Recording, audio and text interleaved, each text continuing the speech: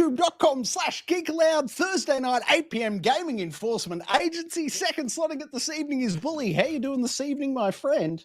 I am doing very well and excited. I think we're just on about 12 hours till I can get hands-on with Starfield. So we'll have to see. Is this the saviour or is this the death knell of Xbox? We'll find out, but all things are looking pretty good, I think. It's exciting times for you and me both, man. We are both queued up and ready and waiting for that preload to unlock and get going. So, yes, it'll be a late night this evening here, I think. But for those at home tuning into the show, let me tell you how it's going to run. First off, we do games, interrogation, and deliberation. That is the 6 games Bully and I have put some time into this week. And then, of course, we're kicking in a newsroom door. Bully, how many doors did we kick in this evening? We have kicked in 4 doors for this evening. Fantastic. What's behind that 4th door? You'll have to wait to find out. And then we're off to everyone's favourite segment, and it is the standoff. Bully, can you tell us the constraints of the standoff this evening by chance? Well, we've already discussed it. So we've got Starfield dropping, depending on where you are, I think, and what access you've got. But at some time in the next 6 to 12 hours, people will start being able to get hands-on with it for those that have jumped in for the early release. And we are asking, before you get there, what is the best game to play to prepare you for Starfield?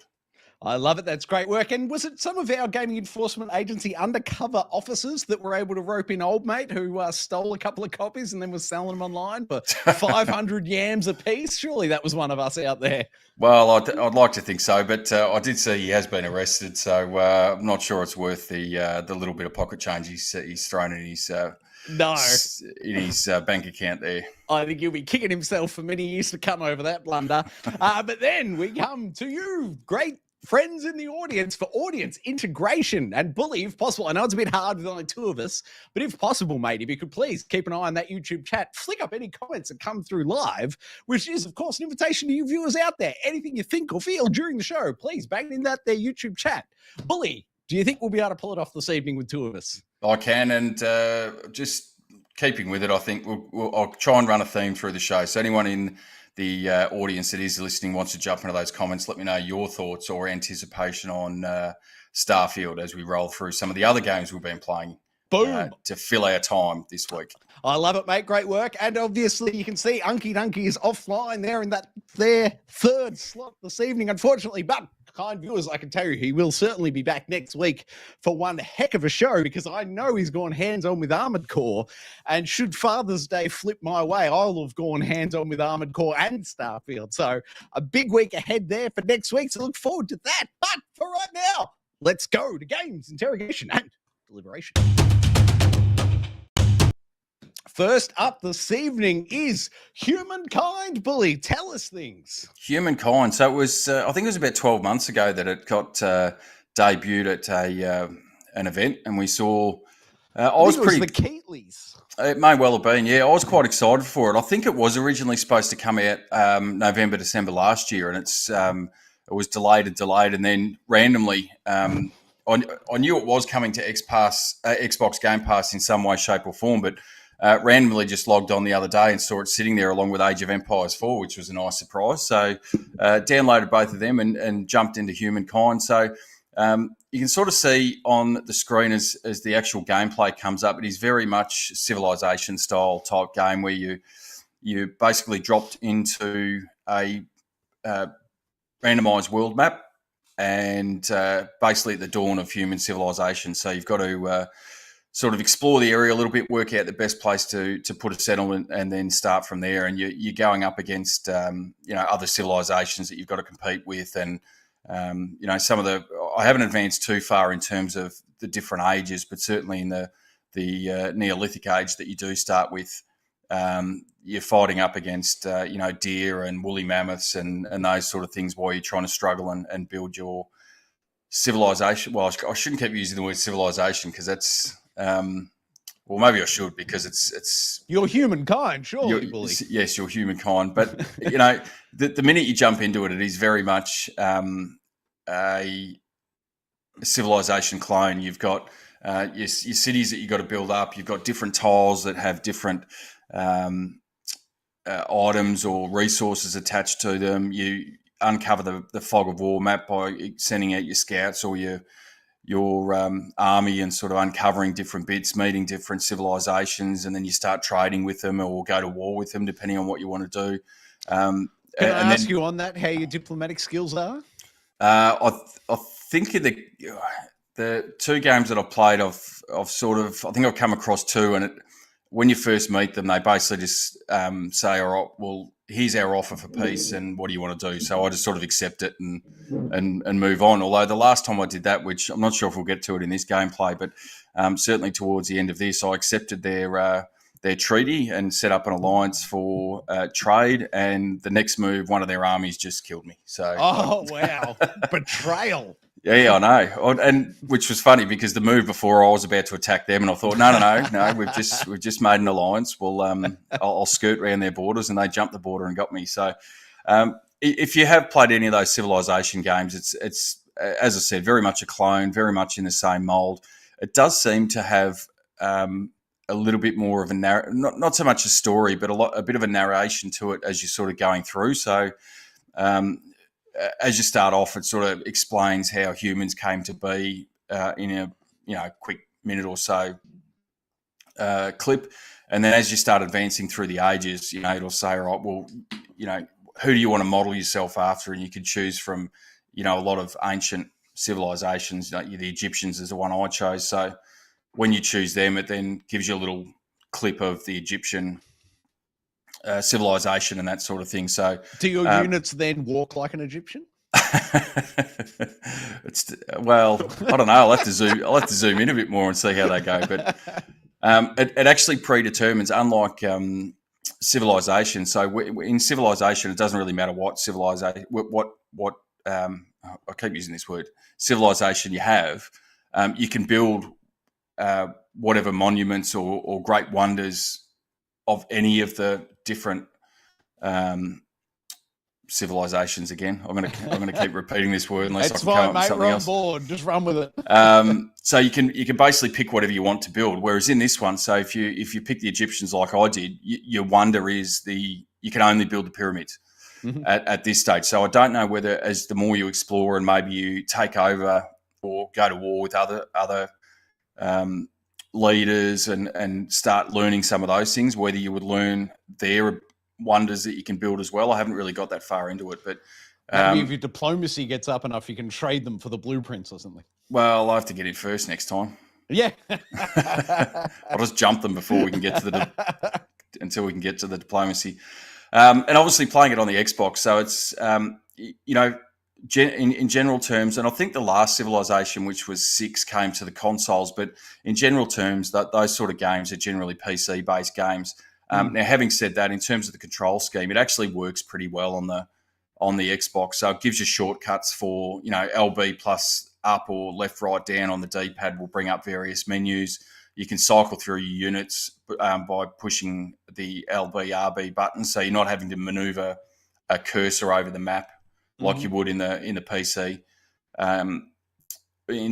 game. So it does make allowances for it, but from what I can see and the time I've put into it so far, it doesn't lessen the experience as such. So it's one of those things, along with the Civilization game itself, you can sort of skirt over the surface of the game and have a decent enough enjoyment just sort of plodding along, but the real benefit and the experience you get out of playing games like this is deep diving into a lot of the menus and as you said, the diplomacy with the other nations and what you're going to build, how you're going to build it and those sort of things. So you really got to invest the time to learn the ins and outs of it. And, I've heard other people say that they've been playing Civilization games for, I think they've been around near enough 30 years and they played most of the iterations of them. And it wasn't until they sat down and watched either a YouTube video or someone actually who had a thorough understanding of it sit down and explain the background mechanics to it, how it actually works, that it almost flicks this switch of, I had no idea, I've been playing it completely wrong the whole time. So it'd be interesting to see how in-depth this actually gets. But from what I'm seeing, I'm really enjoying it. And as I said, it's a Xbox Game Pass, stealth drop, as it were. So I don't know if you've gone hands-on with it, Troy. I have, mate. I've put about half an hour into it, and very much to your last point, I need to go watch that YouTube video because I found the auto explore button and I got about 80 turns in of just auto exploring and I got so bored I moved on. To the control scheme thing, I found it so confusing. There were so many, as you said, man, hold LB or hold RB and then directional buttons or whatever.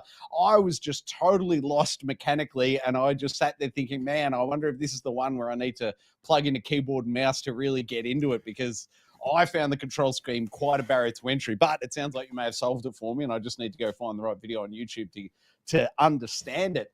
My other question, based on your comments, mate, you said about the narrative, and I saw the opening cutscene, and I'm with you on that point, but it sounds like there's more further in, and I want to know, does it happen during the rounds, or is it always back out in a cutscene when they expand the narrative? Is it always back to that sort of animatic cutscene view for the narrative? Yeah, from what I've seen, so you get that opening one, and then after you've played maybe half an hour or 40 minutes or so of developing, you can have one settlement to start with, but you can't advance that settlement until you've met certain criteria. So once you do meet that, and then you can move on from the Neolithic era and then choose the civilization that you want to model yourself on. It then jumps back out to another basically a cutscene that it will show you. So I imagine that's how it's going to continue to play on as you progress through different ages, and it'd be interesting to see how it goes if you like you said, if you do start getting into a war with a neighbouring leader, as to whether that then shows a cutscene relevant to that. I'm not sure, but as I said, that's probably the one differentiator that I've seen between this and Civilization, that it gives it a little bit more to it. So look, it's one of those things. I'd be really interested to put a bit more time into it. I think it's just it's going to be a very, very difficult week for console gaming coming up with Starfield, and then Baldur's Gate 3 dropping on the PS5 next week as well. Oh, yes, I'm excited for that one too. And Age of Empires just got added to Game Pass this week as well. Have you gone hands-on with that, and how do the two compare? No, I haven't, but I did. I think it was towards the start of the year. They did one of the other Age of Empires did a remake of it that they put on the Game Pass. I believe. Yeah, and I found I was probably similar how you found this. I thought that the controlling Age of Empires and doing an RTS game, which is a bit more about, you don't have to have these, really focused reaction times, but quite often in the middle of battle, you want to be, quickly getting control of your characters or your army and moving them in certain directions, whereas you don't really need to in this one because it's all turn-based. So I found the control scheme probably a little bit difficult to play an RTS with a pad. So again, I think Age of Empires is on the back burner. I'll jump into that at some point, but I will probably do what you're angling with this one, is try and plug in the keyboard and mouse, because I reckon that'd be a much easier way to play it. And I've always loved the Age of Empires game. So my final question on this one, mate, is the win condition getting off the planet into space? Is that sort of where you expect game over will occur?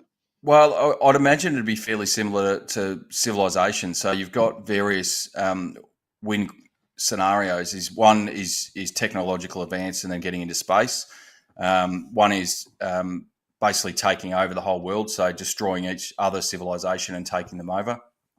And then you've got, I think you've got some other ones. I can't recall off the top of my head. I think there's a wealth one, and there's one other that I can't remember off the top of my head. So I'd imagine that would be fairly similar to here, that there'd be a number of different win scenarios depending on how you like to play it and what your play style actually is. Yeah, right. Well, after my approximately half an hour with it, man, I can't see myself getting back to this one. In fact, I think it's on top of the list for the deleting off the console. But are you going to keep it on there for a bit and maybe dally back to it if you get the chance around Starfield? Yeah, I will. I really enjoy, as I said, I really enjoy Civilization games. So given that, as I mentioned earlier, that the control scheme seems to be okay for a console release of this sort of type, I think I'll keep it on there. And it's one of those ones that you'll just sort of plug away at it every so often. You might jump in for an hour or two a week just to progress things a little bit and see how you go. Having said that, though, I do have a history of getting sucked into these games. And it's one of those things where you might jump in and say, I'll just do one or two moves, but by the time you've moved 30 units around, worked out what's going on with the cities and all the rest of it, you're 3 or 4 hours down the track. Yeah, Fair enough. Very good, mate. Well, it looks like 2 big thumbs up from you, but I'm glad I went hands-on with it, but it's a moving on time for me. Speaking of moving on, Sea of Stars also came out this week, and if you're a subscriber to either PlayStation Plus or Xbox Game Pass, you have access to it at no extra cost. Now, I just want to start by saying my intention was only to turn this on for 20 minutes just to grab enough footage for tonight, but an hour 45 later, I was still playing. Now, these games aren't traditionally for me. They're, as you were just saying, man, with Humanity, it's turn-based combat, which for me is an automatic hard sell. I need constant engagement, and turn-based just doesn't do it for my brain. But I got to say, the narrative they're weaving here is fantastic. And that little chef, shout out to him. What's his name? Gnarl, is it? Gal. What a champion that guy is. Without him in the story, there's no way I would have gone 1 hour 45 into it. But as I said, so for me, it's not traditionally my game, but they totally sucked me in. I really enjoyed the hour 45 I put into it. How about you, mate? Did you go hands-on, and which console? I did. I went through, jumped on the Xbox version. I've got about 10 hours into it. Oh, wow. It got you too. Since it's released. I think the thing that got me to start with is that graphical style that, you know, when you go back and play old games that you have really fond memories of, and they just don't look and feel the way that you remember them being. Yep. This is a classic 90s RPG from the SNES, you know, the 16-bit era. So we're talking about, Illusion of Time, Illusion of Gaia, Secret of Mana, and Evermore, and probably a little bit of Chrono Trigger as well in there as well. So those sort of games that I love playing back in the 90s, but have tried to go back to them of recent times, and they just don't have that same hold. Whereas this, because it does have that same art style, but the movement of the characters, the menus, all that sort of stuff is enhanced with what we'd expect in gameplay from, the 2020s. It just absolutely sucked me right in. The music. Oh, wait, if I could just jump in before you go to the music. I just want to say, man, the exact same thing for me is true of Double Dragon. I went, the new Double Dragon came out about a month ago or whatever. I played it, went and I was absolutely loved my time with it. And then I went back and booted up an old Double Dragon, and my God, it just does not play the same. You're entirely correct, man. So what Double Dragon has done for that franchise, Sea of Stars is absolutely nailed to this. Back to you on the music, mate. Yeah, well, just to further that point, like the SNES RPGs, I would have spent hundreds of hours back in the day playing those. So fairly well versed in both either the action RPG or in this case the turn-based combat. I really enjoyed the music as you sort of wandering, like there's the battle music, and then there's the music as you're wandering around what is in effect a dungeon.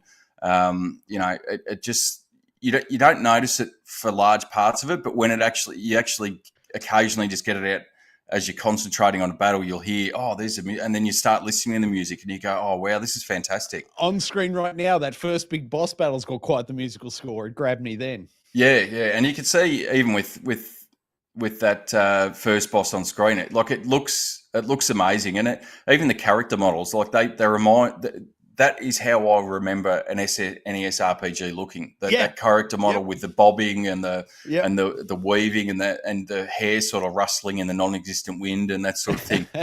And even little things down to if it pops up on screen in a moment, just the text of the characters when they're talking is very reminiscent of those old type of RPGs.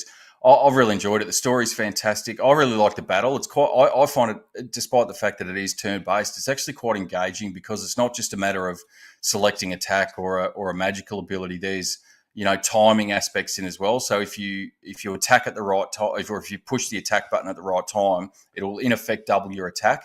So you've got that sort of stuff in there. You've got a combo system. Sorry, wait. What are you saying? Attack at the right time and double your attack? Are you saying there's some sort of like almost a music rhythm mini game to this, or how does that not work? In the slightest. Otherwise, I'd be no good at it. But if you hit, I think it's B or X, one of the two. I can't remember without the controller in my hand. But if you hit the button at the same time. So if you hit that button at the same time your on-screen characters are about to attack the enemy, it will basically double attack them. Oh, I had no idea. Was that on a tooltip that I didn't read? Yes. And the same goes for your defense as well. So if you're being attacked, if you can hit the button at the same time you're just about to be hit, it will lessen the impact of and lessen the damage that you take. So I had no idea. That's great tips. It does actually engage you a little bit. And then, as I was about to say, the combo system, which you can see on the left-hand side, just above the character portraits, you can build that up and then have basically, in effect, bonus attacks, which is what you can see on screen there, is a big heal, Healing light, I think it's called. Healing light, I think, yeah. But you can also do damage attacks and various other things as well. So there's a lot going on with the combat.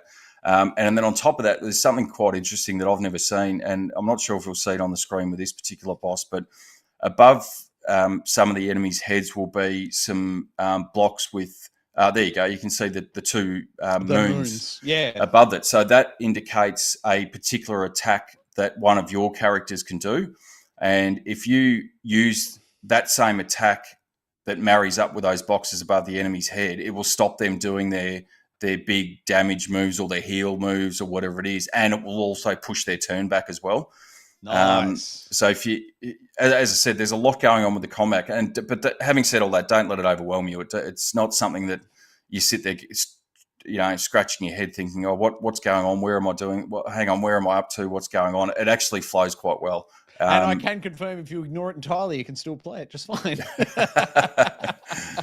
But I've really enjoyed it. And then you move on from this level where you've got you're basically going through a mountainside. You then go to, and this is not going to really spoil the story, but the next area you go to is like a beachside area, and then you go to in effect a swampy type area, and the differences in those different biomes, in those different zones is really stark in the appearance of the game, and then the music changes and all that sort of stuff. So it's well and truly got its hooks into me, even to the point where I can jump into it in between doing something else. I'll jump in, play for 20 minutes, do a couple of battles, and then just put it down again and come back a little bit later. I've really enjoyed it. It is fantastic, mate. And I'm only noticing this now, but check out the shadows. When I was playing it, I never noticed the shadows, but the shadows constantly look great. And what really jumped out at me was when Zale was casting his big fireball, the massive shadow that it cast backwards off him. That's just some phenomenal art direction there. My hat is really off to these guys. The way they've done the artwork across the board is just absolutely phenomenal. Without Starfield on my plate, I would definitely be playing more of this. But once again, I think due to Starfield, I will not be getting back to this one for some time. Well, that's probably the big bonus that Xbox has over the PlayStation is the quick resume. So you can jump between the two of them as much as you like. Well, very true, mate. Very true. Any final points on Sea of Stars, or shall we move along to Game 3? Oh, probably, if you've been listening for the last couple of minutes, you know how high I praise on it. I'd say it's top 3 games for the year for me. Whoa, big call. All right, mate. I'll shortlist this footage because it sounds like we'll be coming back to it in December. I love it. All right, mate. Game 3. It is over to you for another Game Pass opportunity in Shadow Gambit, The Cursed Crew. Oh, this wasn't a Game Pass one. It was, I had to lay out some cold, hard cash for this one.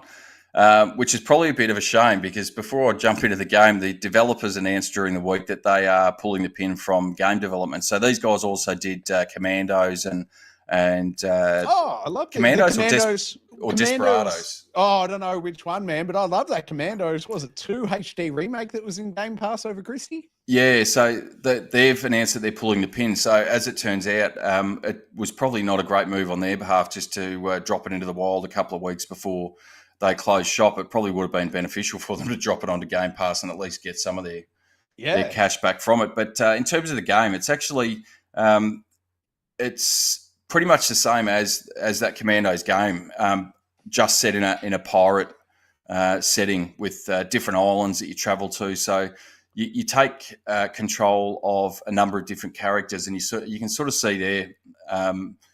And that's zoomed out, so you can actually zoom in a lot better as well to get closer up to what's going on. But you've got to sort of sneak around, and taking out 1 or 2 enemies is generally okay. Where it becomes quite difficult is when you're up against 3 or 4 in a row, and manipulating your characters around the screen and setting them up so that you can. What you can then do is, instead of just taking them out in real time, you can in effect pause the game, set up what each character is going to do, and then hit execute.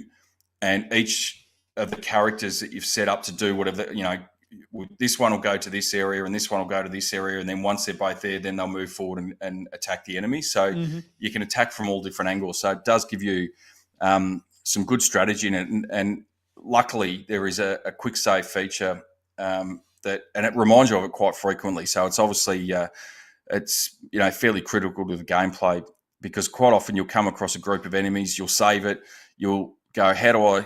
I'll try this approach. That approach doesn't work. Quick reload. Okay, now I'll try this one. No, is that a manual thing you're triggering? Are you saying you manually do a quick save and then reload, or does the game have a good checkpointing system? No, well, you can see on screen there the bell that's just come up. That's basically a reminder for you to quick save because you're about to come into a combat scene. I see. So if you use the left, I don't know what they are on Xbox, but start, the old start and select. If you use the left one, that's a quick save, and if you do the menu button, it brings up the last 3 or 4 quick saves that you've had. Yeah, okay. And you can just load up whichever one you want. So there is a story to it, but the vast majority of it is sort of cruising around these maps, getting into different scenarios, working out how your characters are going to get through that. And each of your characters have different abilities that you can use as well. So one of them has basically a warp attack that can sort of jump across the screen and kill enemies fairly quickly. You've got one of the other ones has got like a flute that can play to attract enemies towards you and that sort of stuff. So I've unlocked 2 at the moment. The more you progress, the more, you basically, the basic premise of the story is that you're a pirate that's gone onto this ship. The ship's basically got a mind of its own, but it needs to be rebuilt with its crew and all that sort of stuff. So you've got to go about finding these items to reanimate the crew and bring them back to life. And the more of those that you reanimate, the more that you can then bring into the next world or the next island. That's epic. And does it max out at sort of 4 characters, do you know? Or? I'm not sure. As I said, I've only got to 2, so I haven't... it's one of those ones that I've enjoyed what I've played, but I don't want to... have a look at too many videos or read too much into it, because it's one of those games that you really it's really reliant on. A lot of the fun is working through each area and each scenario by yourself without actually having someone hold your hand through it. So I've sort of tried to avoid a lot of that. So in terms of how many more you get, I'm not sure, but I've really enjoyed it. I think it was only about 50 Australian dollars. So what's maybe 25, 30 US. Dollars. As I said, I've really enjoyed it. I reckon it's a great game. It looks fantastic, in terms of the atmosphere and the setting. And I'm always a sucker for a pirate game. So, I'm not sure if it's, as I said, I've enjoyed it. I'm not sure I can recommend it, given that the developers pulling out, because there won't be, if there's any critical bugs or anything like that, it's unlikely that they're going to get fixed. I haven't come across any. It's actually run quite well. But if there is, anything game breaking that comes across, you're probably going to be out of luck, because it might be worth, if you're considering a purchase, checking out like the Xbox achievements page, because they'll tell you if there's glitch trophies or achievements or whatever. But sorry, mate.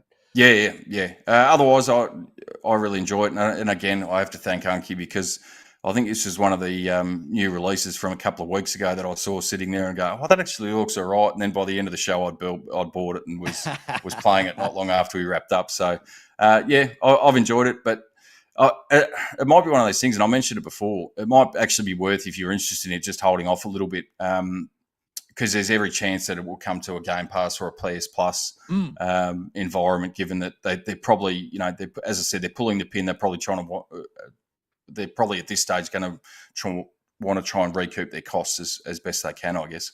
Yeah, I think you're right, man. That does sound like they'll be going for a bag of money from a Game Pass or PS Plus. I have gone hands-on with this, and where I got confused was there's a 2-hour trial available on Xbox. If you go to it in the Xbox store, you can get a 2-hour trial. So if what Bully has said is raising your interest, you can go hands-on at no cost for a 2-hour trial on Xbox, and I can confirm you can unlock the achievements in that 2 hours. I've played the sort of tutorial mission myself, and unlocked it, and I just second all your points, man. It is very much Commandos. It's very enjoyable. If you've never played Commandos, the only other parallels kind of would be a Hitman game, I would suggest. It's sort of that sort of puzzle piece, moving, hide here, move bodies, that sort of stuff. So I really enjoyed it as well, but very much to your point, and as we've already said, Starfield's coming out this week, so it'll be a while before I've got time to dig into this, but the little bit I did play, it did definitely spike my interest, and I would be all over it if it was on my game list. Any final points for Shadow Gambit here, mate?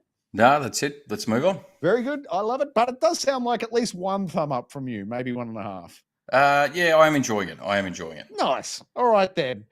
Game 4 this week. Now, this one is available in this month's PlayStation Plus game. So if you're a PlayStation Plus lowest tier subscriber, you have access to Death's Door, which is very much why I went hands-on with this one today to check it out. And I had never played Death's Door, and Bully, you might be able to correct me, but I believe they just released Death's Door 3, did they not? Or did they just announce Death's Door 3? I feel like something about Death's Door 3's happened, and that's why this one's come out. Maybe it was even in Gamescom opening night live, maybe. But anyway, I've never played this, but it's a sort of adventure game. It's, got the isometric view. You run around, click up. It's very much Tunic, and I haven't seen a manual in this one either. But it's an enjoyable game. A little puzzler. It's not a platformer, but it is a puzzler. Basic combat through there, and then you get to different areas where, to progress through the gates, you need to solve a little puzzle. I think you're about to see here on screen, you got to shoot your bow and arrow through one cauldron, and then to light the second one with your flaming arrow by shooting it through the first one, that sort of thing. And then you have to unlock a series, and that'll unlock the next gate you can progress through. Then there's like mini bosses throughout the level that certainly kicked my teeth in. I bet Unky Dunky would be able to walk straight through it without issue. Oh, here it is on screen now. You're about to see the old fire the arrow through to unlock the door. And then it very much cuts to a far more complex version. So here it's just one, shoot it through the fire and unlock the door. But then I think the very next puzzle is like you got to string 8 together or something to get it there. But really enjoyable. The combat's fun. It's got, that standard drop roll move to get through quickly, dashing around. Enemies are fun. Enemies are varied. I'm only, I think I've put about an hour into it, maybe an hour and 15. And I would argue I'd seen at least 12 different enemy types. So there's great amount of variety, a lot of little puzzles. And then as you progress through, you unlock, I should say you're like a Reaper. You're there to collect one very specific target soul, but they never tell you who the target is. So it's a mystery who the end boss is. But they've threaded that narrative throughout. You keep meeting characters and they're like, oh, you're a Reaper. Are you here to collect my soul? And one guy says, well, come on, hit me then. And you hit him and nothing happens. And he's like, that's right, I'm immortal. Bad luck. Keep looking for your soul. So it's fun. It's quirky. There's a little bit of humor in there. My big question is, you're playing as like a raven. You're a Reaper Raven. Yet you can't fly. I don't understand why you're a bird that can't fly when you're a raven. Anyway, but and you can see there the real sort of game world is in full color, and then you step through the doors, and this is back to like your home base, your hub, which is predominantly black and white. Your sword's still red, and there's still a couple of colored objects, but pretty much black and white. And this is where you go back and you turn in the souls you've collected for your little ability upgrades, stamina, all the standard fare, magic, that sort of stuff, dexterity, haste. It's all there. It's all fun. It's all what you'd expect. And once again, this is a victim of good game, bad timing for me to come across it, because as enjoyable as it is, and you can see on screen there, they've got really humorous characters that you interact with. It's fun across the board. And so I guess what I'm saying is, if you're on PlayStation, you're not going to have you're not going to have I'm blanking on it now. We've said it 80 times. Starfield. No Starfield for you. No Starfield for you. So if you're on PlayStation, I say definitely check out Death's Door. As I said, this month's free PlayStation, or one of this month's free PlayStation Plus games. To be honest, though, I'm not sure I'll have time, because I'll spend all day tomorrow flaming the console wars. Oh, that's very true. Get out there, console warriors. Fight the good fight. I think we could probably generate a few views if we made just a bug thester video, though. I still haven't heard anything. I did read the patch notes for Starfield today. Their 1.03 patch, I believe, notes came out today. And it read very much like a horror story of the things they were fixing. Stuff like hair not animating on characters' heads, or hair not appearing on characters' heads, this sort of thing. And I'm like, oh no, this doesn't sound good. Oh, it's funny you say that, because from what I've read, it's the total opposite, is that the I'm just going off patch notes, so that's not impressions. That's me perceiving patch notes. Please, Yeah. Oh no, just from the impressions that from what I've seen, the general consensus it is very un-Bethesda-like in terms of excellent bugs and those sort of jank that we normally expect out of a lot of their previous releases. So I'm holding out really high hopes for it. But yes, we'll carry on with Death's. Carry on with Death's Door. Oh, I'm sorry. I'm finished with Death's Door. Did you have any questions? Or did you happen to find out? Did they just announce a number 3? No, they haven't. I just had a look. So it did get released a couple of years ago. And to your point, very high Metacritic scores, up in the high 80s, which is pretty good. But I did jump in when it got released on PS Plus, but it's previously, I'm not sure if it still is, it previously was on Game Pass, and I put in maybe about 12 months ago. I probably put about 5 or 6 hours into it. Oh, okay. About 12 months ago. I agree with you. It's quirky little game. It's quite fun, but it does get in terms of the puzzles. The further you get, they become not difficult, but just you're sort of sitting there scratching your head, going, "What am I supposed to do here?" And then and in regards to the enemies, yeah, great variety and different types, but they certainly do. They do start getting fairly tough the further you get in there as well, and it's very much in that Soulsborne style mold, as you said, where you've got anytime you come out of the world and jump back into it, all the enemies reanimate, and you've got to go through and kill them again. You get the souls, you go back, you level up, etc., etc. So, I really enjoyed it. It's a good game, but as I said, it's as you've said numerous times, it's probably not a great time for anyone else to be coming out and trying to release games, whether it's on PS Plus or otherwise.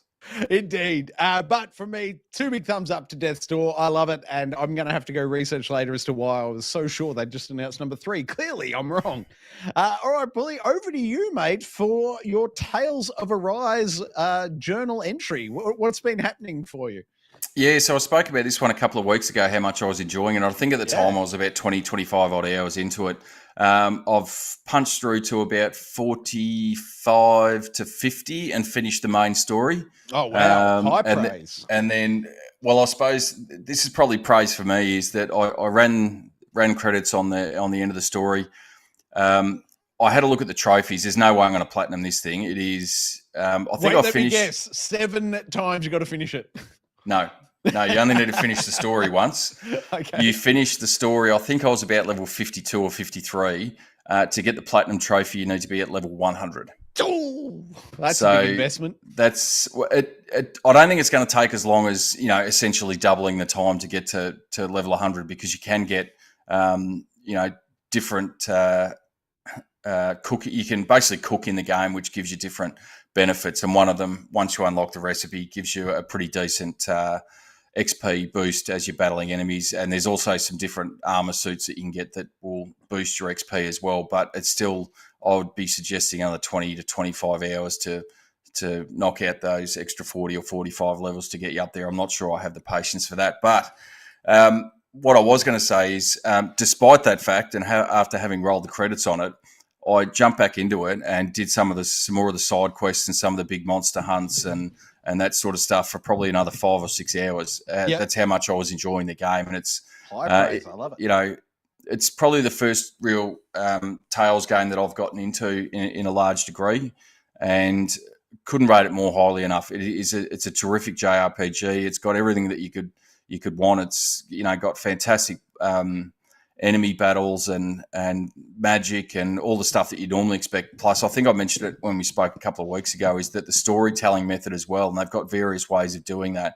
And the further, they do it through basically comic book windows and speech and that sort of stuff. Plus, they do it through cutscenes. But the more you get towards the end of it, and the more the main story advances, it devolves into almost an anime style cutscene that you would expect if you were sitting there watching, Crunchyroll or something like that. And Epic, some of the cutscenes will go for 4 or 5 minutes while they're explaining the story and different aspects. And it looks absolutely amazing. So, again, I'd really love to sit there and platinum it. If it was another 10 or 15, I could see myself doing it. But given that it's probably going to be another 20 to 25, I'm not sure I'll I'm going to be platinum this one. It's going to take a bit of effort, I would have thought. But for anyone that hasn't played it and has even a passing interest in JRPGs, this is probably having finished it now and gone through and seen everything that there is to see, more or less. It would be probably top 10, I'd say,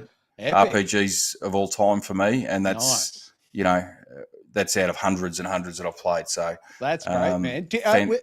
Sorry. No, I was just going to say, fantastic game. Cool. Is this a PS5 exclusive, or is it also available on the Xbox? PS5.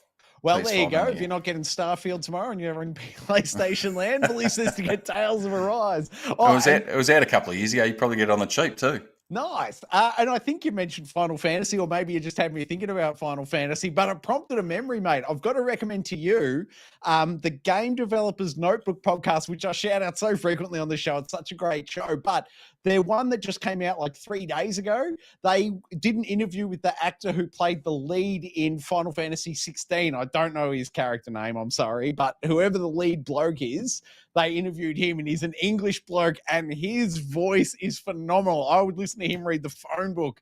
That guy, it was his performance epic. It must have been epic just based on his podcast appearance. That guy was phenomenal. Oh, I think it's been fairly. I was seeing memes and stuff about it as well. Is that it didn't matter what his character looked like. It was exactly that.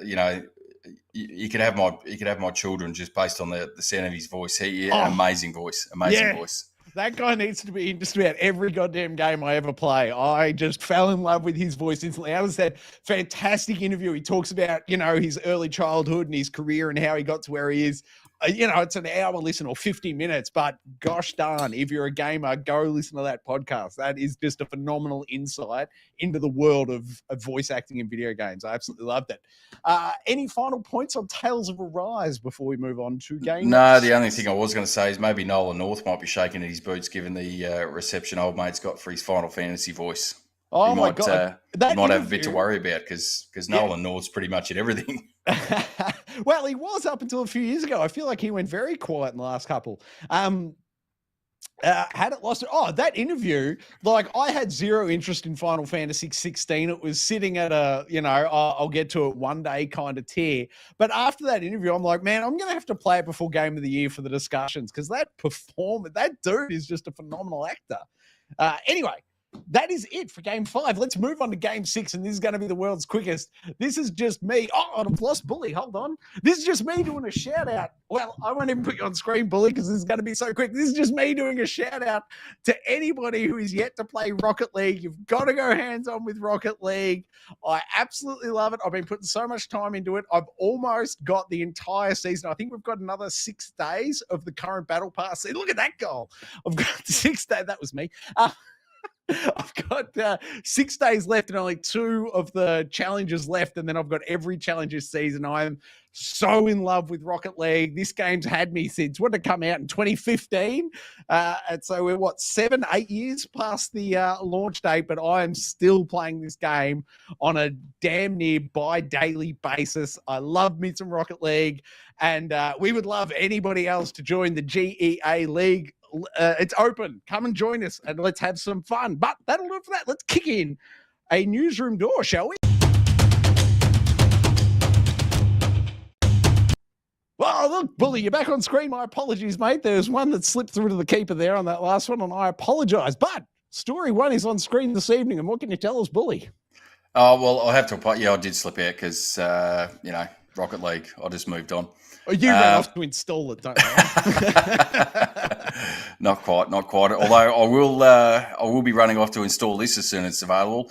Update from the developers of the Witcher video game series, CD Projekt Red, have indicated that there is up to 260 developers currently working on the next mainline game, which will be the Witcher 4 or some variant of whatever they want to title it. Witcher Infinite is my money. Well, there you go. I'd be quite happy with Witcher Infinite, and if they kept updating it and let me play it forever and a day, I could bin the 2,500 other games that I've got sitting in this room and just play that. But they've got the developers have got the DLC for Cyberpunk coming out very shortly. So hopefully once that's done, dusted and out of the way, which I think comes out in about 3 weeks' time. Yeah.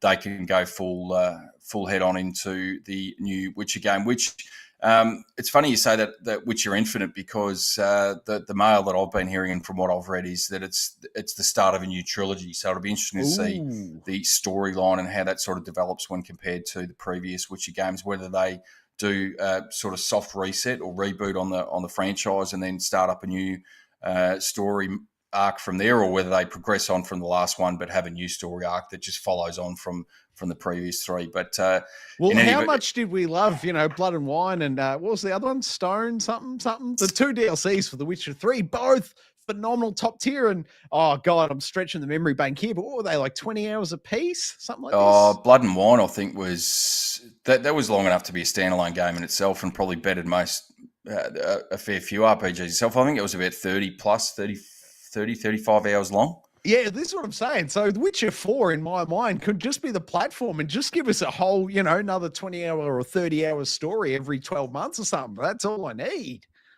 Yeah, well, if you jumped into the base game of The Witcher itself had an enormous amount of value in it. So if you throw in those two, and then even if this might be stretching the bounds of gameplay, but I think I mentioned in the past to you the amount of time that I've spent playing the Gwent game in The Witcher as well. Like that, you and I both. Yeah, I could have spent the equivalent of a standard RPG just playing Gwent.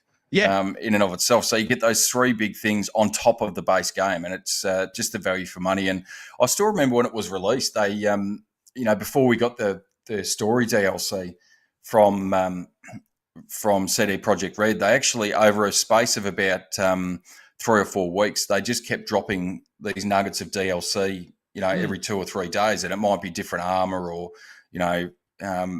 some cosmetics, Gwent cards. Gwent cards or cosmetics for Roach, or different things like that, which you just don't normally get. It's either that's normally paid stuff that you'll see in the shop front that you then have to get, or it's a pre-order bonus or something along those lines. But this was just the base game.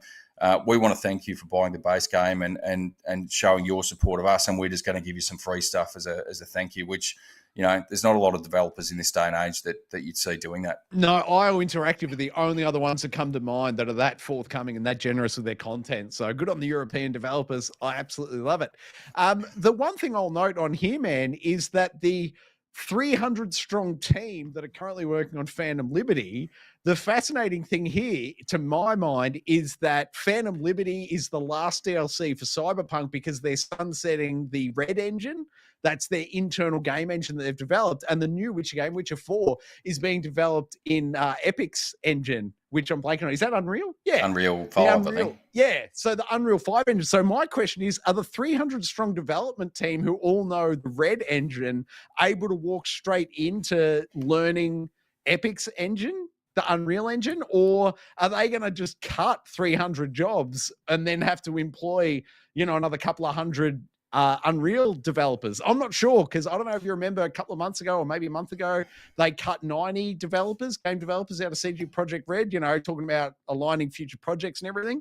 So part of me wonders whether there's a story in a couple of weeks that, we've let go 300 developers, another 300 developers from CD Projekt Red, or whether they can just transition to the engine. I just don't know the technical answer as to how similar those two engines are and what they'll be doing. But I'm very keen to see how the cookie crumbles on this one. What are your thoughts on that, mate? Well, it's one of those things from what I've seen and my understanding, and admittedly, I'm no tech head by any stretch of the imagination, but the development kits for Unreal 5 are apparently extremely easy to use, to the point that they have been released in various shapes out into the general public. So you can download aspects of Unreal 5, make your own game, and then you just pay them a licensing fee should you end up releasing it. So the fact that that it can be released to the general public to be able to utilise says to me that it's a fairly easy system to work with. So I would imagine that even though they're working on a proprietary engine with Cyberpunk, that a lot of those skills would be able to transfer to something that's a bit more open source and a bit more potentially user-friendly, and has a much wider and broader base to lean on. So if you're not sure about how to do something or how you want to do it, you don't necessarily have to go back to Epic and the engine developers to get an answer for it.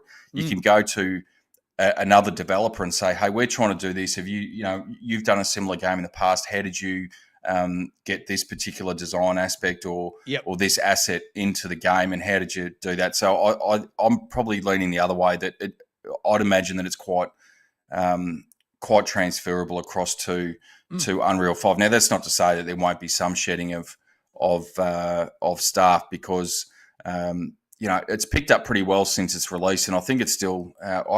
To be honest, I haven't seen the sales numbers, but from my understanding, it's still sold gangbusters and made them quite a bit of money. But at the time of release, their stock prices did dive a little bit just based on the reception. So that might have just been a bit of a knee-jerk reaction to some of those issues, is that they just needed to cull some staff just to make sure that they balance the books, and then they may well just bring those back on and just have it as a that they might have taken them off the full-time staff but hired them as a consultant or something until there was a full-time job available. I'm not sure, but yeah. Well, to be clear, I'm not wishing anyone to lose their job. I'm just speculating about technical things here. I hope everyone keeps their job and moves on. I'll just mention that a couple of weeks ago, we discussed that shedding of 90 developers. I was suggesting CD Projekt Red was setting themselves up for a buyout candidate. And I still stand by my statement at the time that it was going to be Xbox to pick them up, not PlayStation, because I reckon there's still bit of unsettled burnt bridges over the old CD Projekt Red Cyberpunk release, where they told, just go ask Sony for a refund, and Sony were caught flat-footed. So I don't think Sony will be buying them out. I reckon Xbox will. What do you reckon, Billy? And after this comes out, maybe they shed a few more developers, the Activision deal goes through, then do we hear Xbox is picking up CD Projekt Red? Oh, look, it would certainly make some sort of sense, because we know that that Phil Spencer has been on a trip over to Japan recently to try and get the JRPG scene back and active on Xboxes, which has been really lacking since they did make a bit of concerted effort in the 360 days, but certainly in the last decade or so, it's been fairly lacking in terms of JRPG. So this would just, to mine, probably make sense that they expand out. And yes, it's not a JRPG, but it's rounding out the RPG suite on the Xbox. And the other thing you mentioned with Sony is it's not just the refunds, is that Sony actually removed the game from their online store as well for six or 8 months, I think. Yeah, I think it was 6 months, man. Yeah, great pickup. Yep, I forgot about that. Where, that's, despite the fact that they said we're going to go away. And I think, so it got released, if memory serves, in December, and then by sort of late January, early February, there was a massive patch for Cyberpunk that dropped that really fixed a lot of those issues, especially for the previous gen, the Xbox One and the PS4 consoles. It certainly fixed a lot of those issues there, but it was still several months before PlayStation had put it back on their store, and you also couldn't get the PS5 version on their store, despite the fact that there was limited issues with that. Yes. With bugs and that sort of stuff in the PS5 version. So there might be a bit of a hangover from that, and they might be an easy pickup for Xbox as a result. The only humorous nugget I'll add to the end of this then is that they're building The Witcher 4 on Epic's Unreal Engine. And just cast your mind back about a year and you'll remember that Sony did an investment in Epic, I think 6% or something. So Sony will be getting a cut of every Witcher 4 sale, even if Xbox owns them, because of the underlying engine, which I think is humorous. All right, story 2 this evening. Sony has announced September's PlayStation Plus Essential Games. What are they, Bully? Well, it's probably if you're going to pick a month to have a bad month or an off month, this is probably not too bad a month, given, again, I'll keep saying it. Starfield's coming out tomorrow for the early. Starfield's coming out tomorrow. Consider me excited. For those that have purchased the I don't know what you wanted, the deluxe edition or whatever you want to call it, that gives you the early access. But this month on the PlayStation Plus, so the 3, in brackets, free games that you get each month, we have Saints Row, so the new reboot version that came out about 12 months ago. I think Unky was a little bit of a fan of it. I certainly haven't gone. It. I put about 6 hours into it and I enjoyed it as well. People came in really hot on the hate for that game, and it didn't deserve half the hate. I think that game was about a 7. Anyway, sorry, mate. Please continue. No, that's all good. Yeah, I'm not sure it's something that I'll jump into. I actually really liked the first one when it was more of a. It was probably one of the better GTA clones, and then it just sort of went more and more bizarre. And the more bizarre it went, the more it lost me. But so you've got Saints Row coming out, the reboot version. Then you've also got Black Desert Traveler Edition, which is an MMO game. Again, from what I've seen, it actually gets some pretty good reviews, and it's actually not a bad effort. But I've since my is that a recent release? Do you know? Or? No. It's at least a couple of years old, I think. Okay. I can have a quick look while we're going, but I've sworn off the MMOs ever since I finally got those World of Warcraft hooks out of me about a decade ago. I swore I would never go back to an MMO again, so I've held firm to that one. And never go hands on with Final Fantasy 14.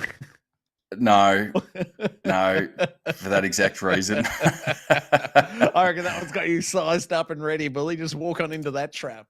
Oh, and that's the reason that I haven't.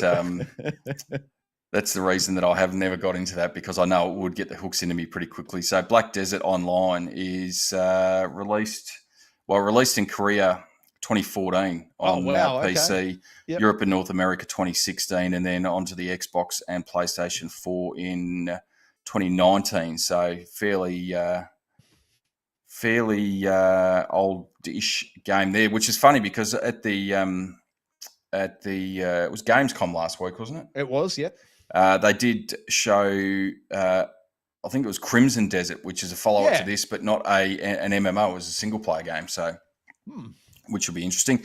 And then the third one, which I've never heard of, maybe you can enlighten me for it, Generation Zero, which is a PS4 I've got zero for you on that one, I'm afraid. I know nothing about it. So that is the titles for Sony, which will be coming out probably Tuesday next week. It's normally the first Tuesday. So Generation Zero, I'm just having a look here. Released March 26, 2019. First-person survival shooter, single and multiplayer. So where are we looking? Metacritic scores of about between 45 and 50. So that's probably not getting installed at all. Very good. My last question for you on Black Desert, mate, is there a monthly subscription cost to that MMO, or are they just charging you per DLC pack or expansion pack?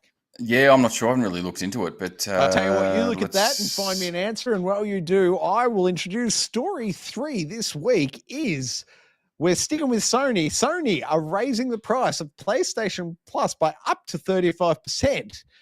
12-month subscription plans for all 3 tiers will rise in September. Check your calendars. It's still August. To those people keeping a close eye on the pennies these days, totally understandable. You may want to jump in and buy an extra 12, or I think you can get up to 24 months in advance. You may wish to increase your subscription now before that price rise hits to save yourself a few bucks. I'll quickly scroll down here and just see if there's an Australian price, but I'm not fancying our chances. Unfortunately, the old Video Games Chronicle do not typically cover the Australian prices. So we'll have to suck it and see for what the increase is here.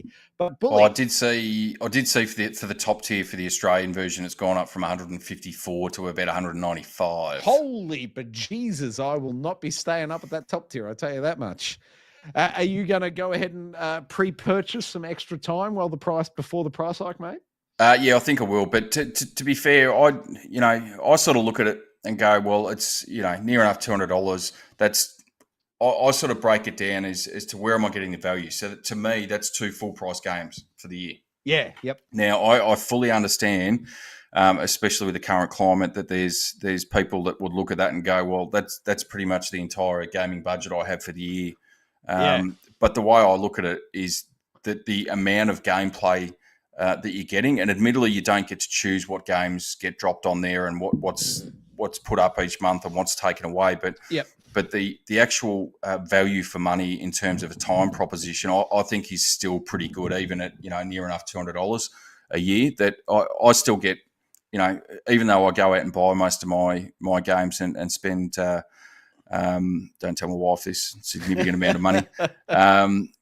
The fact is that even when I've got these downtimes, like, as I said before, I finished Tales of Arise I've jumped into Sea of Stars a little bit, but what I have done is gone back and said, oh, well, I've basically done 2 massive RPGs back to back, being Tales of Arise and Final Fantasy 16. So I've gone back, and it's almost like a palate cleanser for me. Or when I'm not sure what to play, I'll just sort of flick through both Game Pass and the PS Plus, premium tier, and go, oh yeah, that was something that I've been meaning to pick up or meaning to have a look at, but wasn't sure about it if I had to pay for it. Why not just jump in and have a look? And and even when we talk about that Sea of Stars, that's a prime example of a day one drop that would be, if you were to buy that, is about 50 to 60 Australian dollars. So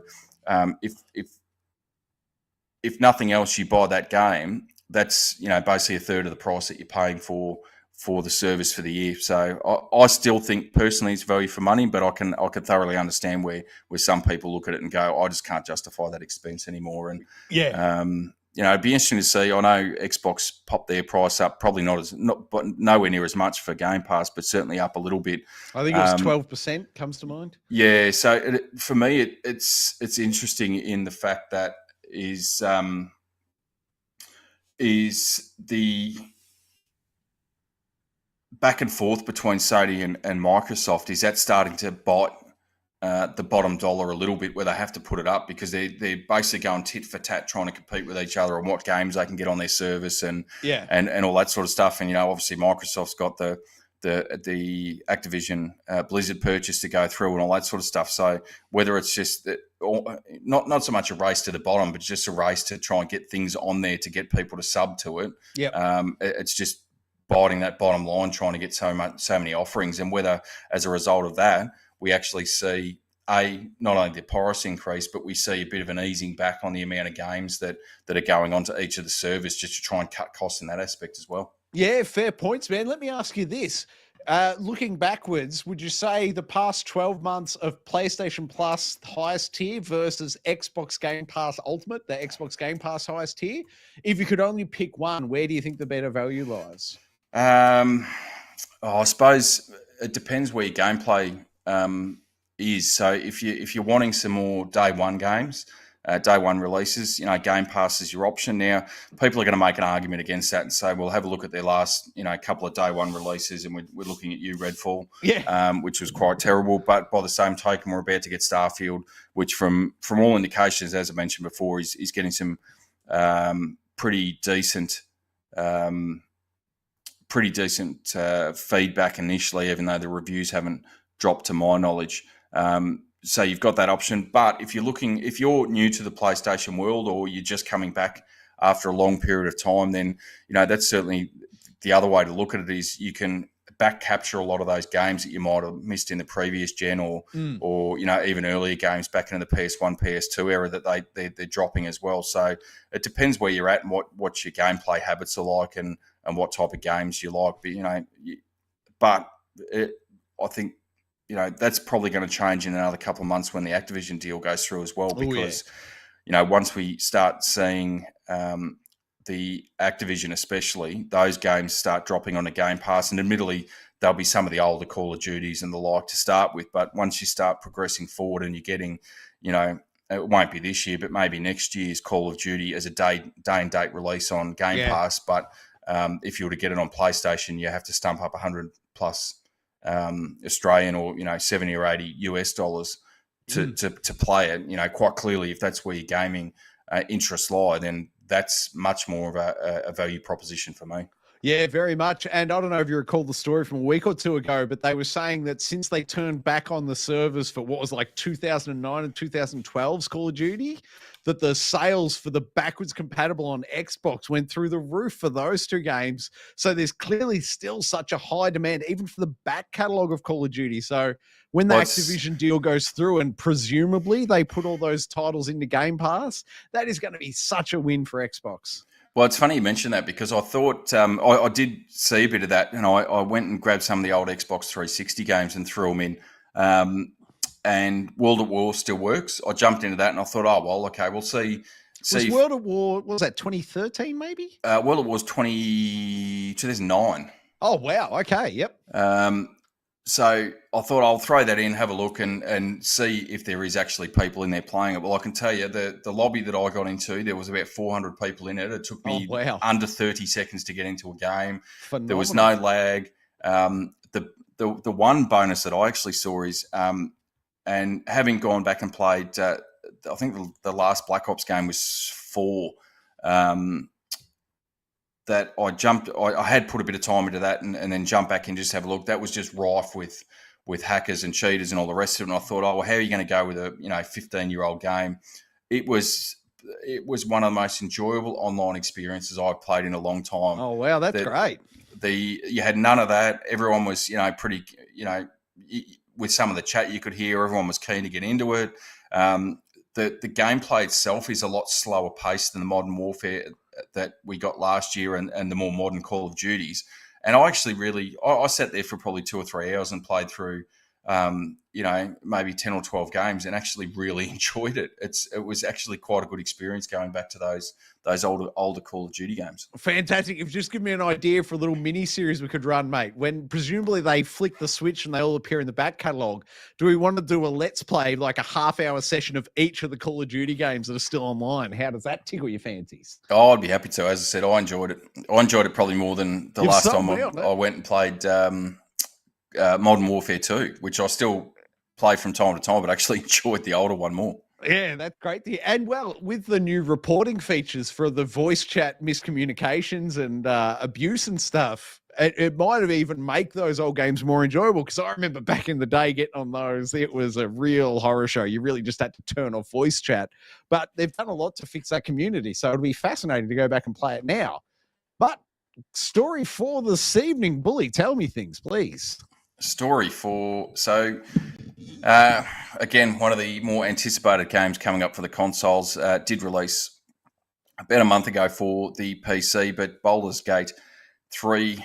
So the developers, Larian Studios, have already started discussing the DLC options that might be available. They have said that they're obviously focusing on the PS5 release and any bug fixes and that sort of stuff, which I'm just having a look here. They the first big patch that they dropped last week for the PC version had over 1,000 bug fixes and balancing issues and that sort of stuff released. So I'd imagine probably not to that extreme that they need it for the PlayStation 5 version, but there will be some bugs that need to be patched. And from what we've seen last week as well is that they are working towards an Xbox release in some way, shape, or form before the end of the year. So I'd imagine once they get through that.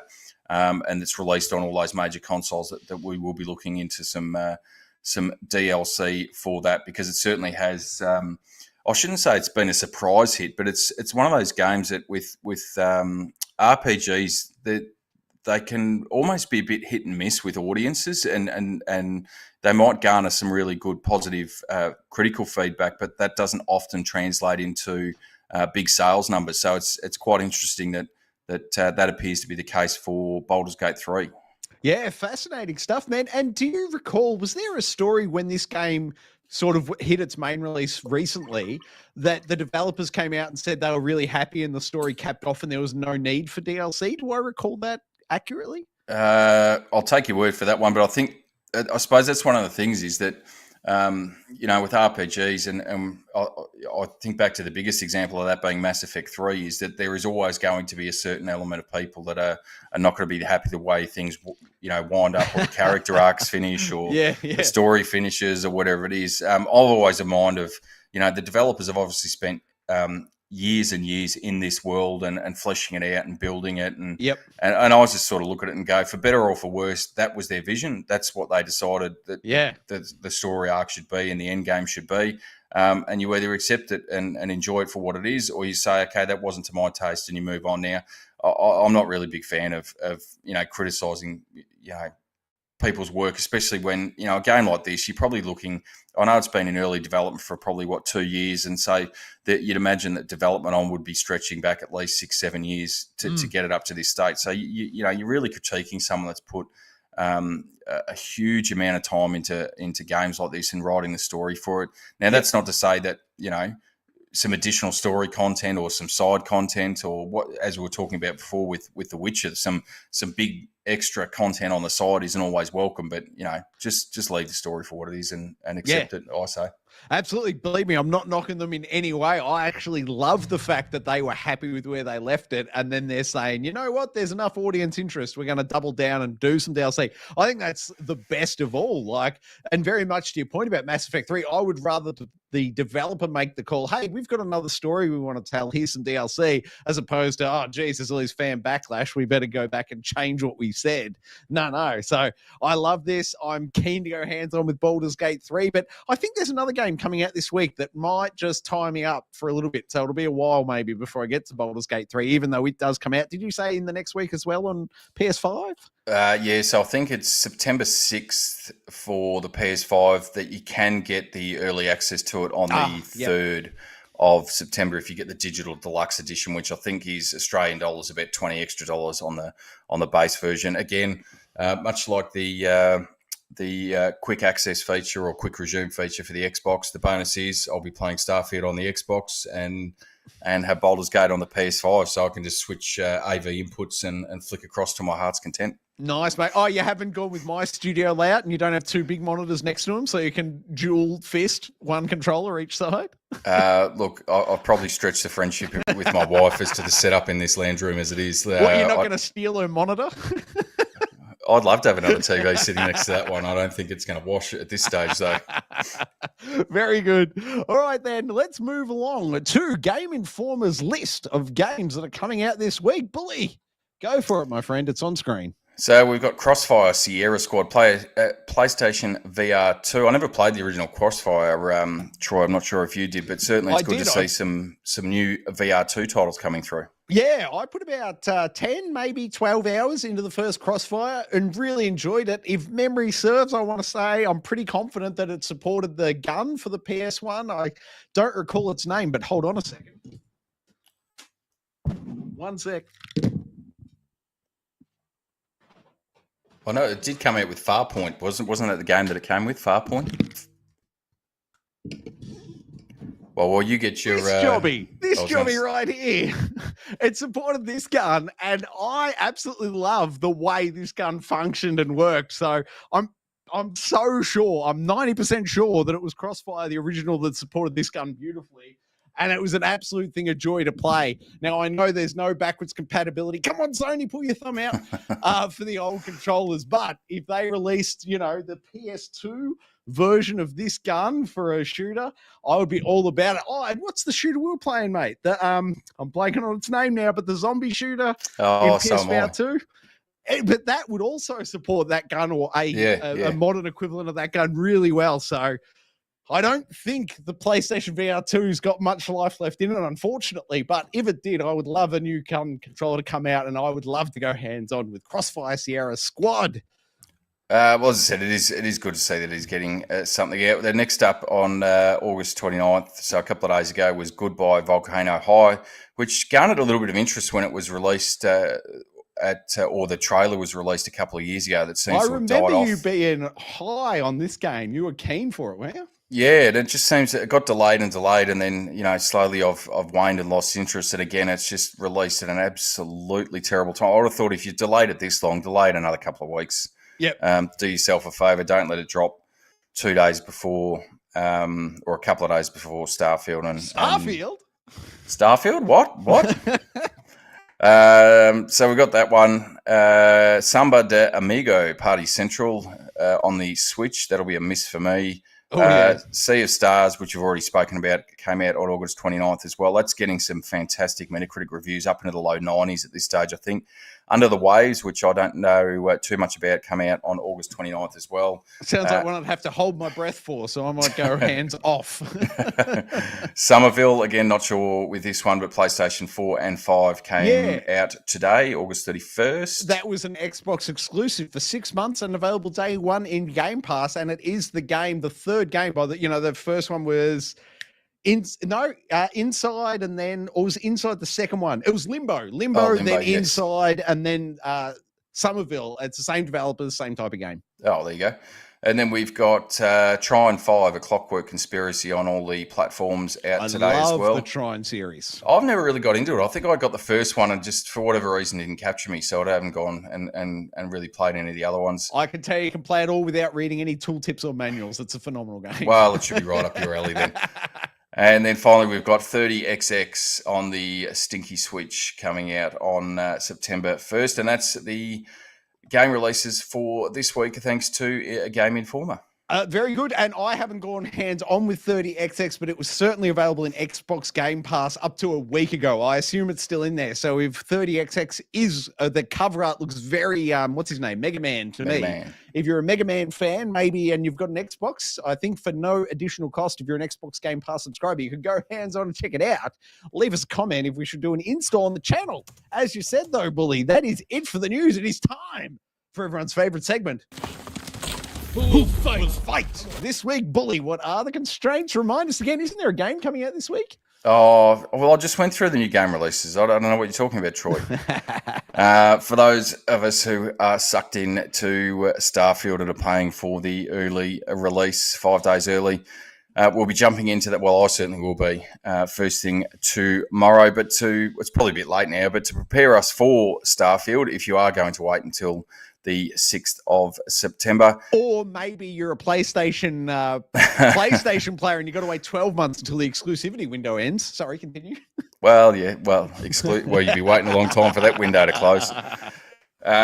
So if you're waiting until the 6th of September, or in fact you just have a PlayStation and you're never going to play it, we are asking what are the best games to play in preparation for Starfield itself. First on the list is on screen now, Bully. Oh, and this is probably, this would have to be their last sort of major release from Bethesda Softworks, Fallout 4, which garnered, I know it wasn't quite up to the highs of number 3 and Vegas, even though... I loved it. Even though Bethesda didn't do Vegas, that was Obsidian Studios, but, based on the same product. But I actually really enjoyed number 4. I thought it was... the base building aside and Preston Garvey aside, they can both rot in hell. But the game itself... hey, Bully, Preston's got another quest for you. Oh, I'll keep it PG. I've got a quest and it's, might be sitting on this.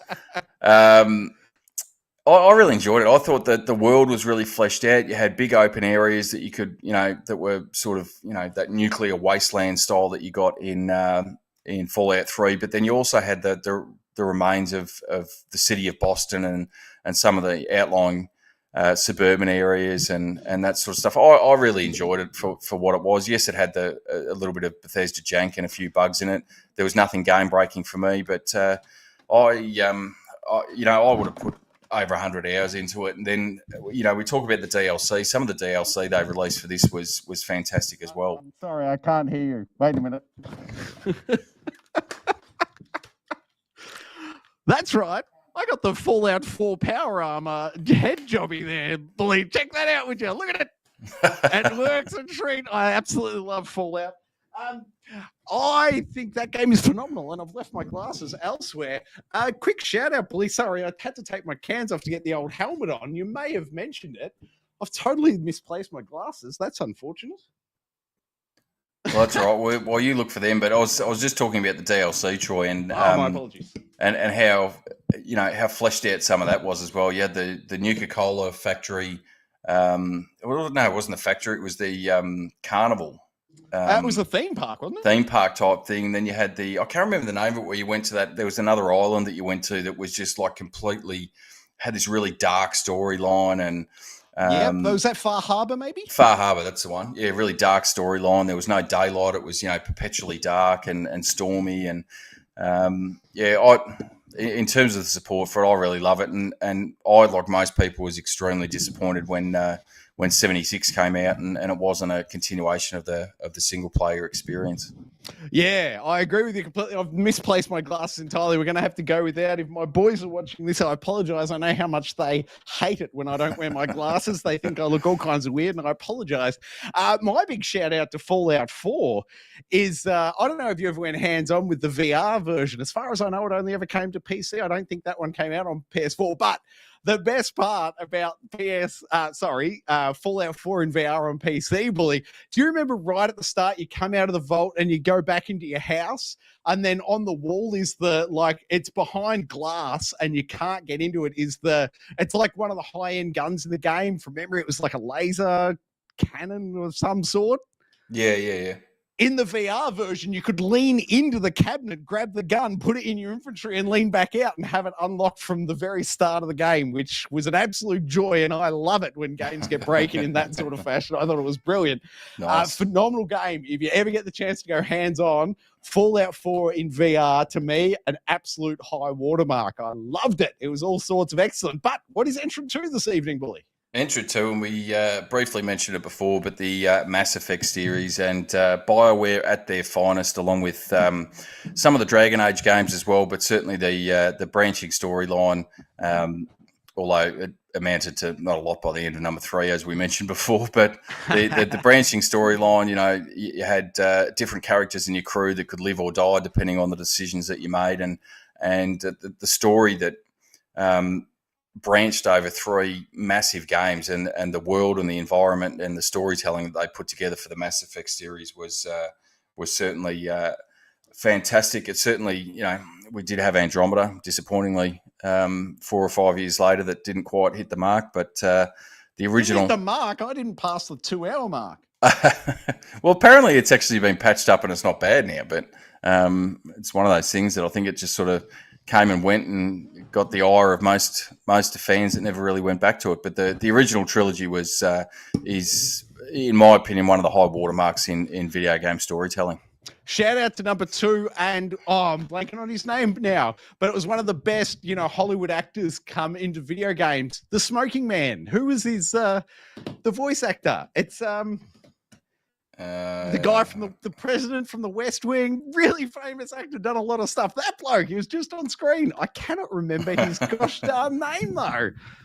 Emilio Estevez's dad. How about that? Oh, Sheen. Yeah, that one. He was fantastic. Martin Sheen, high watermark in voice acting, but clearly outdone by Final Fantasy 16. I love Mass Effect. I love the series. High praise. And yes, that's very much in the vein of Starfield. What about Entrant 3? Is it Starfieldian? It's sort of Starfieldian. I'm hoping you can talk me through this one. But No Man's Sky, it was, we talk about horror releases. This was one of the all-time atrocious ones, thanks to, what's the studio's name? Hello Games. Hello Games. Aussie developer. Hello Games. And the lead up to this and some of what we saw in the trailers, it looked amazing. The description of what you could do in the infinite worlds and all the rest of it basically amounted to not a lot. And it was basically just walking around random worlds and not doing a hell of a lot. But they've certainly gone to work on it in the 7 or 8 years since it was released, and have continued to drop improvements. They've continued to develop story beats for it and expansions for it and all that sort of stuff. But having said all that, I've tried to get into it a couple of times, both at release and again a couple of years, maybe about 12 or 18 months ago, I tried to get back into it again, and it's just, for whatever reason, it just doesn't suck me in. I don't know how much time you put into it, Troy. Yeah, I dropped maybe 4 hours into it, in the first 6 months of launch, and I was just so incredibly lost. I didn't know where to go. That being said, about a month ago, maybe 6 weeks ago, I reinstalled it on the PS5. They had a release, a big numbered or named patch came out for it. And so I tried it again then, and I've got to say, they have really cleaned it up now. The onboarding now is phenomenal. I only put maybe an hour and a half into it when I last went hands-on with it, but the whole time I knew exactly where I was going. I knew exactly what I needed to be doing, but I was starting again, and I just got to the point, you know what? I've put enough time to this already. I'm not interested. It very much missed its mark for me. But if you're a new gamer, like if you're just stepping up to the plate for your first at-bat now on this one, I think you're in for a wild ride. Very Starfieldian, not quite as good as Mass Effect or Fallout, though. Is number 4 going to change my tune, Bully? Well, we're talking. This is probably more in the vein of the setting itself, as opposed to the gameplay that we're probably likely to expect. But Star Wars Jedi Survivor will put you in the frame of mind to be jumping across various planets and battling alien creatures, and again, some fantastic storytelling. So if you haven't had a chance to play either this one or Fallen Order, they are fantastic games, fantastic gameplay, and the story is great as well. And you should be, I think, Fallen Orders. Sorry, I should say Jedi Survivor is probably about 4 or 5 months old now, so you might be able to get that on the cheap and pick up both of them and play through both of those stories. Yeah, absolutely. I'm a big fan of both of these, and very much to the point of Starfield. You're jumping from planet to planet, you're meeting aliens, you're investing your skill set in, different, in your build, play it your way. I'm a big fan of the series, and there was a patch not too long ago for Star Wars Survivor, and it's looking the best it ever has. To your point, man, now is a great time to pick it up. You're right, it'd be a bargain bin if you picked it up physically, and thanks to the recent patches, they've got away from all the jank that with the online complaints at launch. So a great time to go hands-on with Star Wars Jedi Survivor, and an excellent entrant in tonight's Standoff. How about number 5? Number 5, well, again, I'm hoping you can help me out with this one. Destiny 2. Yeah. So the setting itself, between the original and number 2, I've probably put in a total of about 20 hours all up. I think I ended up doing the story in Destiny 2 and then sort of put it down and didn't really do any of the multiplayer, like, the raids or the Crucible, anything like that. So it's not... I sort of enjoyed it for what it was, but then moved on. I'm not sure what your thoughts on it are, Troy. I think I put about 80 hours a piece, 80 hours into Destiny 1, 80 hours into Destiny 2. I'm a huge Bungie fan. I absolutely love. They have got the silky, smoothest shooting mechanics in any shooter. I'd put it head-to-head with the Call of Duty. It is just phenomenal the way it shoots. Very much to your point, I've spent so much time in the Crucible and what's his name? Gambit. I'm blanking on the character's name, but it's so-and-so's Gambit. Just phenomenal. I absolutely love the multiplayer. I love the PvP. The narrative in number 2 wasn't so great. The original, what was it, Red War or whatever, the sort of the launch storyline, but then the DLC, not the most recent one, the Far Light, I think it was called most recently, but the year before they did the Witch Queen. And that was phenomenal. That story, they absolutely went to town. They totally changed the art style for it. It looked and it sounded, and the narrative was phenomenal. If you had never played Destiny 2 Witch Queen, go back, do yourself a favor. It's about a 20, 25-hour campaign, unless you've got Unky helping you out. Then you could probably mop it up in about 8 hours. But just a phenomenal game. I love the bloody, what are they, the light cycles? I can't remember what they call them in that. But the motorbikes to get around in, the traversal system, like just moment-to-moment gameplay, be it PvE going through that single player story, which you can do multiplayer, or PvP and actually, going head to head with other gamers. I love Destiny and Destiny 2. As I said, about 80 hours a piece I put into it. I can't sing its praises high enough. And once again, Starfield style, jumping from planet to planet, meeting different alien races and, pick your own build and go for it. So fantastic entrant for tonight. What could possibly be better? What is entrant 6? Number 6, we have Cyberpunk 2077. Woo!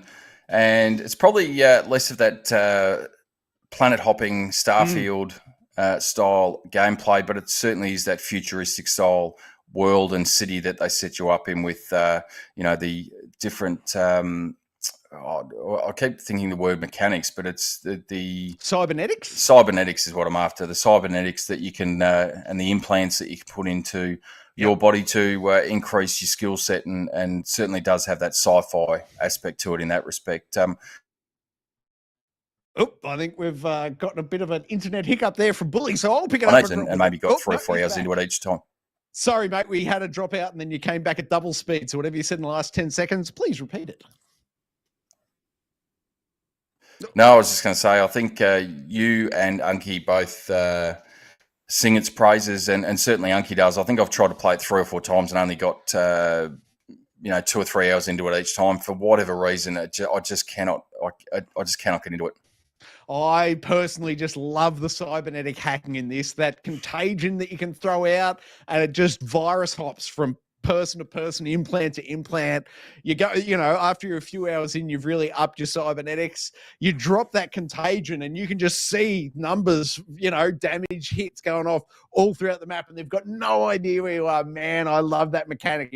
If hacking in and disabling things remotely is your style of game, you've got to go hands on with Cyberpunk. Shout out to what was it, Cyberpunk Edge Runners, the Netflix, was it 7 or 10 episode anime? That show was phenomenal. Bully, that should have got you in, surely. Did you go eyeballs on with the old Cyberpunk Edge Runners on Netflix? I didn't, and I have completely forgotten about it, to be honest with you. Oh, holy moly, buddy. I know you like your anime, mate. Go back and watch it. That is top tier.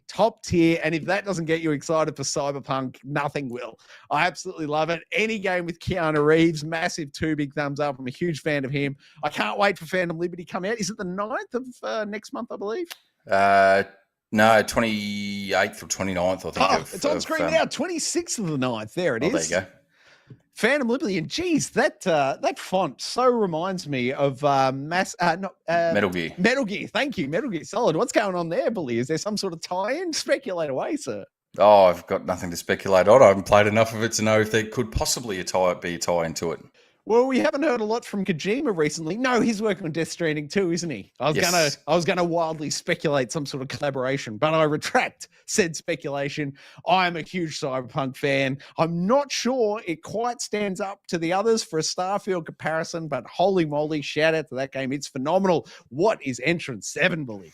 Entrant number 7, and from, in essence, their sister studio, I guess, from Bethesda, we've got Obsidian with the Outer Worlds, which was, as we mentioned before, they did Fallout New Vegas, did that one as the intervening one between 3 and 4, and is widely regarded as one of the best Fallout games, if not the best one ever developed. So this was their spin on doing a Bethesda-type RPG in their own little world. You might need to go Wikipedia for this, but didn't Obsidian make Fallout 1 and 2? Weren't they the original creators of the Fallout franchise? And then it got handed off to Bethesda and then handed back to them for New Vegas? Please go internet fact-checking and sleuthing for me. I believe that's the case. But my time with the Outer Worlds, I loved it. Recently on G.E.A, we were discussing they did the new gen release, the Xbox Series release and the PS5 release, where they bundled the DLC and the base game together. And my only hang up with this game last gen was the load time was outrageous. You were forever hitting doors and waiting, 10, 15, 16, 18 seconds to just go back into the town you were just in, this sort of thing.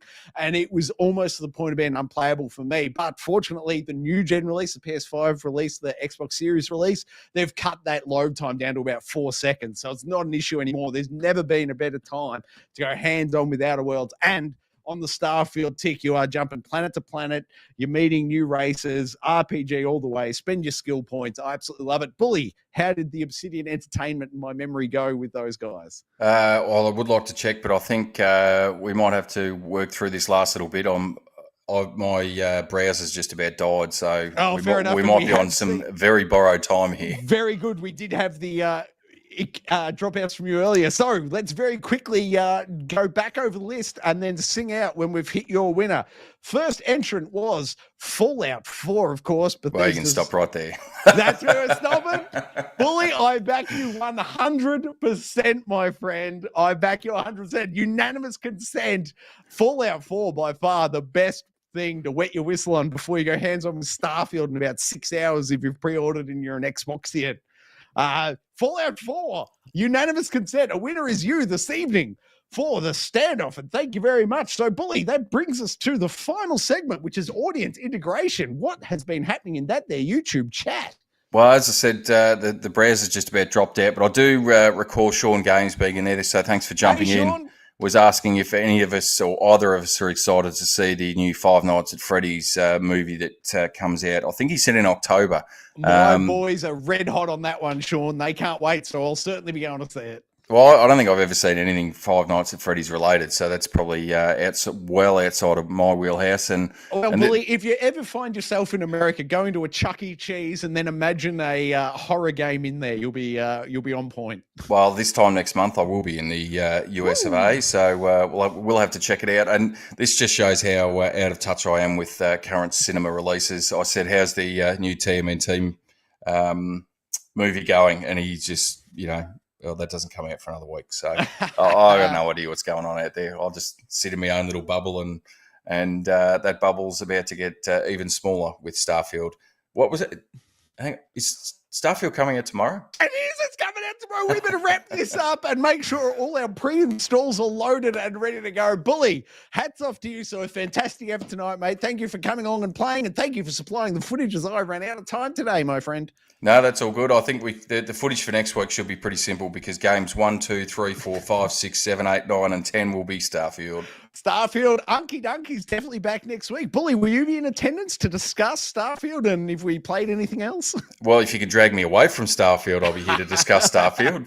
I might still have the controller in my hand playing it while we're talking about it. Yeah, just an Xbox headset chat on while we're going. I love it. Thank you very much, Bully. And thank you to all the viewers out there for tuning in. If you didn't catch it live, you can, of course, be listening to us on any podcast service of your choice. Check out the channel across the week for Let's Installs. Believe it or not, tomorrow we'll have the Starfield Let's Install up and running. Bully, anything else from your side? No, but hang on. I've just had the screen refresh for some reason. So before I go, will shout out to Tigara, who did jump in to the chat, and he's a couple of comments for the standoff that he had was that No Man's Sky was a great idea, but way too repetitive, and that New Vegas was very, very good. So thanks again for jumping in, Tigaro. Thanks, Tigaro. Shout out to you, my friend. Great work. Thank you for coming along to this live show. We will see you back next week. Hey, Billy, what else can you do with Geek Aloud? If you like it, subscribe it. You'll never miss it.